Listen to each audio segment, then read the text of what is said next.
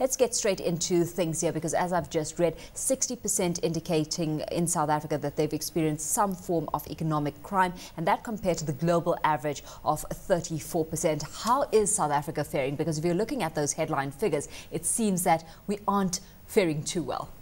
One needs to look at it in context as to where we come from. For the last 6 years, our figures have steadily gone downwards in South Africa. If we looked at this survey back in 2005, it read over 80% of respondents saying, yes, I've experienced economic crime. It's now down to 60%. That trend, of course, is very much the same with the global trend.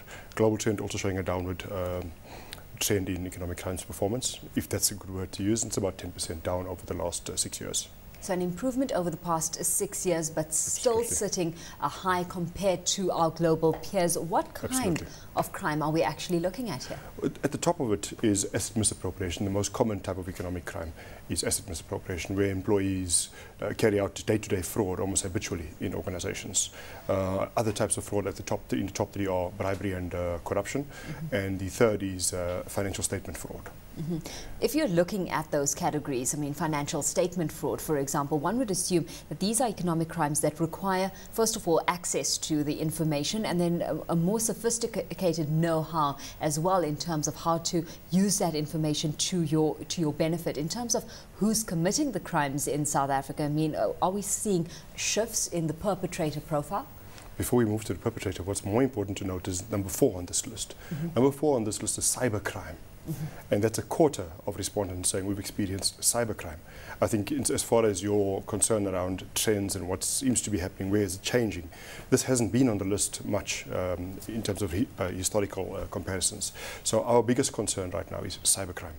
The type of person committing this, you'll be surprised to know, is moved in profile from more junior employees to senior management numbers increasing drastically.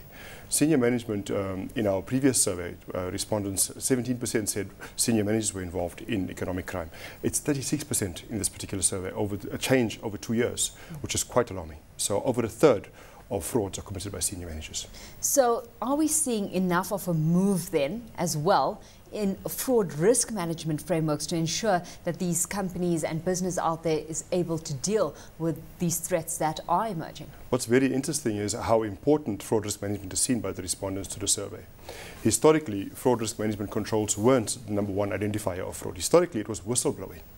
Whistleblowing and internal audit, and of course surprise reports that you don't expect out of the blue.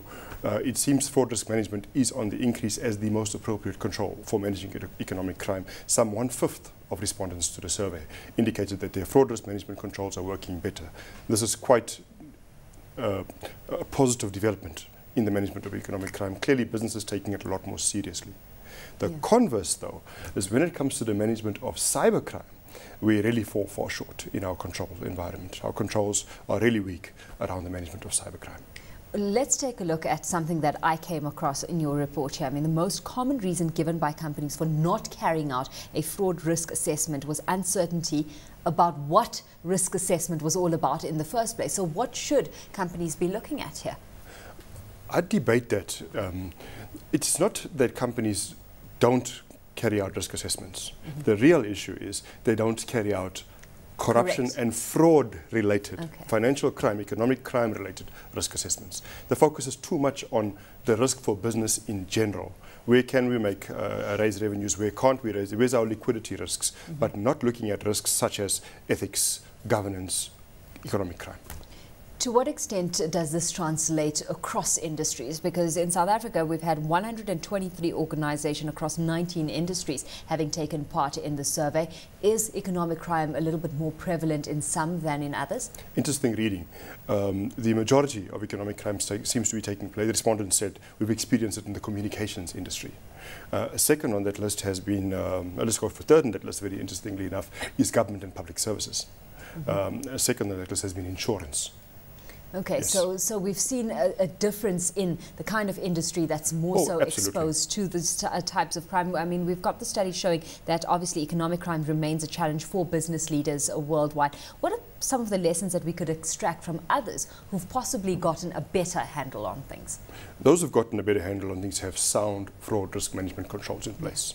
Those who've gotten a better handle on things have got sound IT governance measures in place in their organizations. Those who've gotten better control of it are those who give good hidings promptly. So when you experience a fraud or corruption or experience economic crime, you need to dismiss people. You need to sue people to recover your losses, and you need to prosecute people. Those are the successful companies, the progressive companies, who manage economic crime quite effectively. Are our laws accommodative of actually bringing that to the table and being more, more hard on perpetrators of this kind of crime? Our documented law in South Africa is second to few. Our problem is in the implementation of that law. So our laws certainly are adequate. I think our capacity to manage economic crime is somewhat limited.